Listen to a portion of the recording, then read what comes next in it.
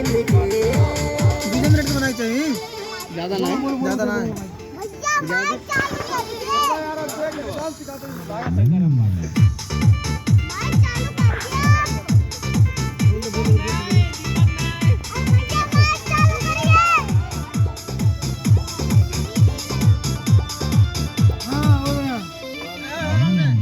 दिल दीवाना बनौले बा कोठो पे काला दिल हो पहिला धड़कन हमेशा हमसे चल के तोरा से मिले हो पहिला धड़कन हमेशा हमसे चल के तोरा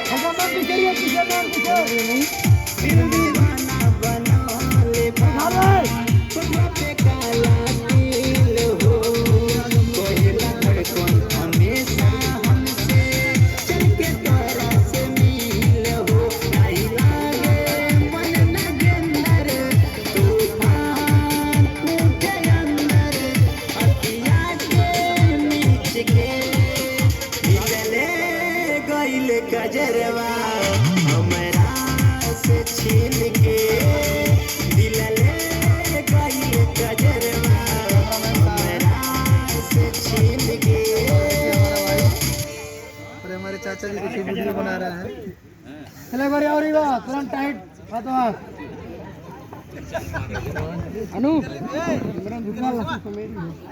अरे दरगाह आई भैया के नाम पर एकदम मस्त लगा के बैठे हैं वहाँ बैठे हैं, वहाँ कैमरामैन साहब। अरे भाई, अरे सिंगर भी है, गाना क्या खराब करना है।